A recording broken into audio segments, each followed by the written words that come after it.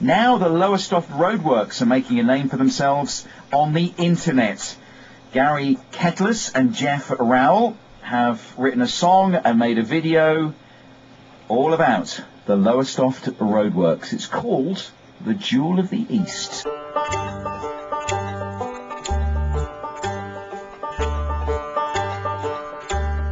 I went down to Lowestoft, driving in my car.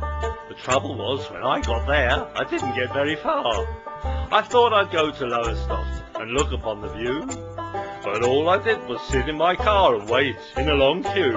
Lowestoft, Lowestoft, the jewel of the East, but if you try to drive through there, it turns into a beast.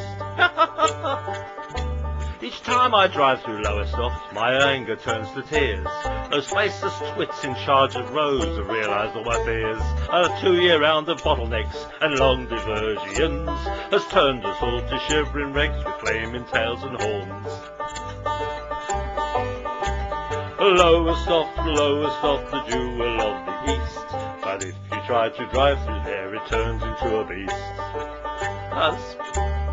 Well, they built a big new road through town to help the traffic flow. Like to try to use it? You'll wonder where to go. 'Cause when you get to Belvedere Road, much to your surprise, you'll find the same old Bascule Bridge right before your eyes. Lowestoft, Lowestoft, the jewel of the East, but if you try to drive through there, it turns into a beast.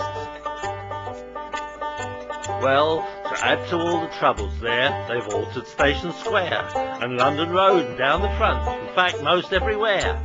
So when you go to Lowestoft, taking the sea air, be sure to take your car with you, if you bloody well dare. Lowestoft, Lowestoft, the jewel of the East, but if you try to drive through there, it turns into a beast.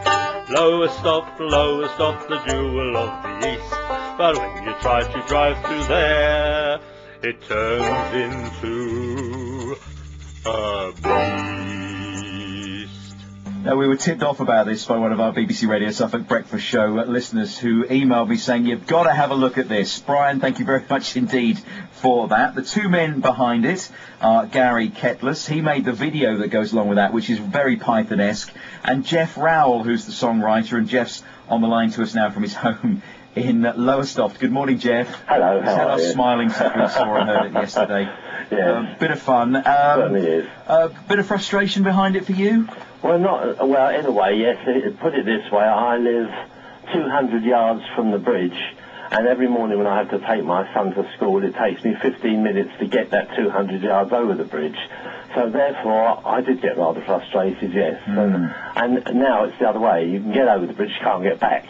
And I watched them building all this, and I thought to myself, well, they built the whole of the new road and all the rest of it before they even touched the middle of the town, so they built it into a terrible bottleneck, which made it even worse. And before they started building it, I saw the plans, because I was affected where I live, and they said it'd be much better for you, there'd be no traffic at all in London Road South, it'd be wonderful for you, we're going to put trees, we're going to do this, and in the event, they hadn't done anything here, because they ran out of money, and it's just a mess. It's terrible. Even the way they've actually marked the road out, they've marked it out showing there's an arrow out, 2 arrows outside my house. The offside one shows a right-hand turn. The near-hand one shows a straight-on and a left-hand turn. Well, people who come here think, oh, straight-on, fine, I can go straight on. Because when they get down there and they want to turn to the right to go straight on, people who've been waiting for 3/4 of an hour in the traffic jam feel like getting out and punching them in the face for trying to push in. It's unbelievable. It's just a mess. There's more to come as well, isn't there? There's a lot more roadworks still to come in the town. Oh, yes. They're nowhere near finished. It's everywhere. I mean, it's like Lowestoft is roadwork heaven. And I feel sorry for people trying to earn a living. I mean... Have you put things like this together before? Are you a songwriter? I'm not a songwriter as such. I actually write what they call ambient music. I used to live in Australia. I'm not known in this country particularly, but all over the rest of the world you can buy my music anywhere you like. It's all available on downloads and God knows what, on Yahoo, and, you know, from major people. I do television bits and pieces as well. But songs as such, no, it's not my thing. It's more music. Well, I'll tell you what it might be after this. We might try and cajole you into doing the odd one or two about other issues in the county, because this certainly has been getting quite a few hits on YouTube. But the song is very catchy, and the video that goes with it, very Python-esque. Yeah, we've got a new one actually that I did called "They're Taking a Picture of You," about all the cameras. Oh, right, okay. Which Gary hasn't finished the video for yet, so it's not on there. And there are a couple of others we've done in the past. But it is good fun, and I do actually love writing songs, because if you get the right thing to write about, it's easy, you know. You just put down what's in your mind, and off you go. Well, this is obviously said with great feeling, as we've been hearing this morning.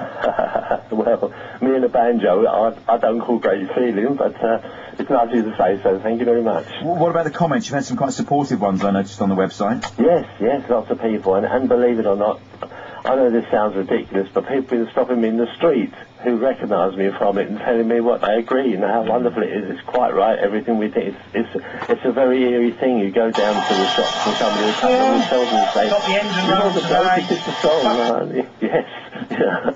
Well, we did invite the Waveney Sunrise Scheme onto the programme today to answer some of your comments and criticisms from the song and from our chat. They decided they didn't want to join us this morning. Maybe right now, Geoff, they are composing their own little song and video in reply. Yeah, I suspect not, but you never know. Well, all I can say to that is, there seems to be, from what I've seen from my observations, a lady who's in charge of a lot of this, who wanders around with a yellow Bob the Builder hat on and a little dog on the lead. If somebody could get hold of her and find out what the hell she thinks she's doing, it would be wonderful. Okay, I'm sure this is not the last we've heard of it. Geoff, lovely to talk to you. Thanks ever so much. And thank you very much for joining us on BBC Radio. To Gary when you speak to him. I will do, yes. We were trying to get hold of Gary down under, but we can't get hold of him because of a problem with the phone at the moment. It's not that easy. He actually used to live next door to me. Oh, right. And he is a Lowestoft born and bred boy. He was born here, he grew up here. And he decided he'd like to have a look at somewhere else, but he still loves Lowestoft more than anywhere. Well, he's down in New Zealand. He's put the video together, hasn't he? Yes, he's brilliant at it. Gary and his videos are just phenomenal. There's another song, if you go on YouTube, about Lowestoft, the original one we did, which is just fun. It's about fish and chips and one thing, and the video on that is phenomenal. Okay, I feel a little series coming on. Well, thank you very much for joining us. That's a great pleasure. It's lovely to speak to you. Thank you ever so much. It's a pleasure. Geoff from Lowestoft, who along with his friend Gary put together the Jewel of the East. You'll be humming this all day.